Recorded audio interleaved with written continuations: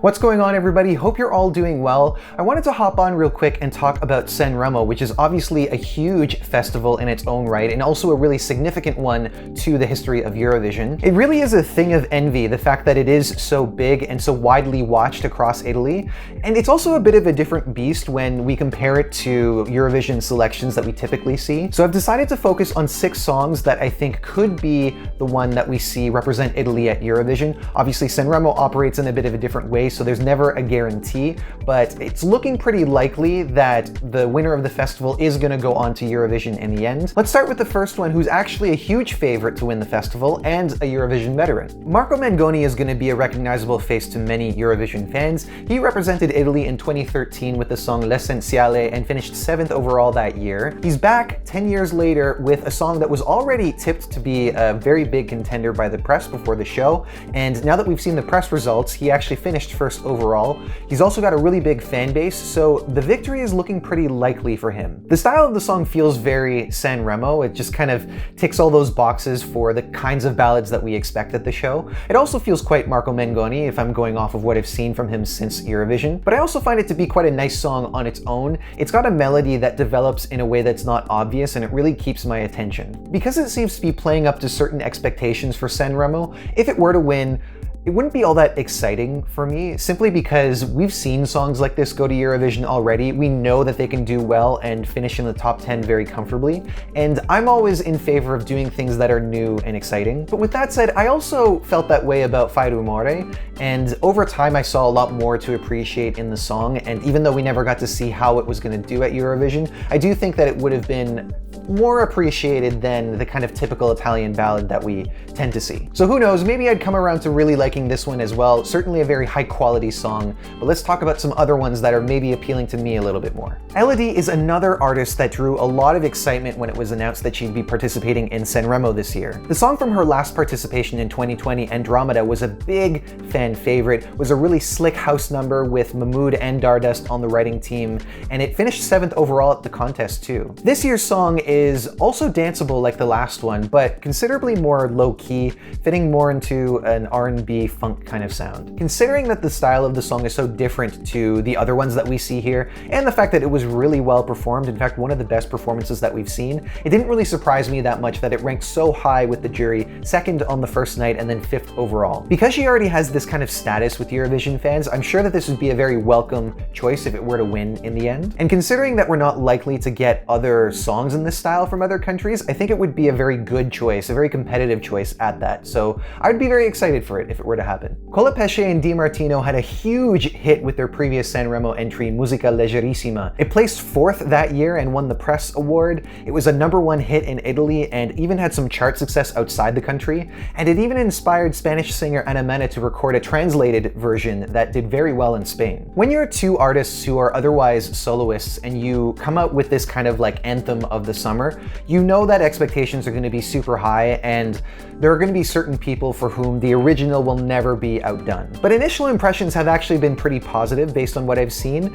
and it also seems like they're not being very discreet about it being a follow-up. In fact, there's certain nods to Musica Leggerissima in the music, and then in the video as well, it's done in a very similar style. My only concern about this going to Eurovision is that I'm not really sure how well it would translate on stage, and I feel like it would need something elaborate in order for it to really come alive, which has been a bit of a weakness for Italy in the past. But if it were chosen, I would be very happy as a big fan of this song and the previous one. I would just hope that they would be able to come up with something that is humorous, but doesn't overdo it with the humor and make it look like a joke entry. Lazza is one of the artists who's worked with Dardust. He was a co-writer and producer on Mahmood Soldi, and ever since he's been returning to Sanremo with a variety of songs in different styles. There are certain features in his songs that make them pretty easy to recognize: the piano melodies, his style of production, and the fact that he's always kind of genre blending in one way or another, usually with dance music.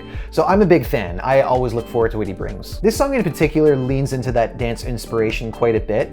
And I think that if this were to go to Eurovision, it would be a clear standout because although we do get quite a bit of dance music at Eurovision, it's not always the most modern and it's not always the most refined, whereas this really is. It's also carried by quite a strong performance. It is probably being supported by autotune, but I think that it's clear to see that even with that removed, László has a very powerful vocal and he really brought the Ariston Theatre alive on that first night. Eurovision is overdue for an entry like this if you ask me, and I'm hoping that the Sanremo results at least make it a possibility. I want to see it in that top 5. Let's see how it goes. Another song that I have very similar feelings about would be Madame's Il Bene Nel Male.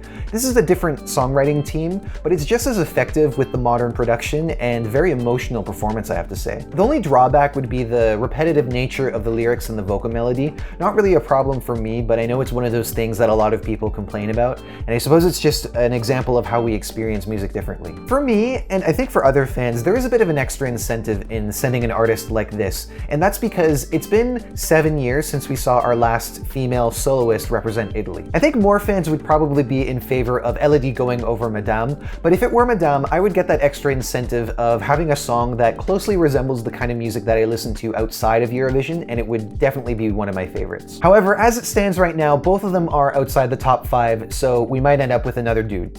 Speaking of dudes, one of the most unexpected stories from this year is the complete turnaround of Tananai. He competed last year with a full-on party song, Sesso Occasionale, or Casual Sex, finished dead last, and even memed himself for saying that he was going to try and represent other countries at Eurovision. Not only did that song become quite successful after Sanremo, but now he's back with a really heartfelt ballad and is currently in the top 5. And for the music video, he decided to tell the story of the song using a real-life example of a couple from Ukraine who have been separated because of the war. And it fits the lyrics quite well. It doesn't feel contrived or as if he's like taking advantage of the situation. So I mean, he's really tugging on our heartstrings quite effectively as well. And it would be really wild if he ended up going to Eurovision in the end. Certainly like one of the biggest glow-ups considering what happened last year. So those are the songs that I would say I'm most hopeful for. There are some other contenders here, and as I was recording this video, the results for night 3 were coming in. All of the 6 songs that we've talked about are still in the top 10,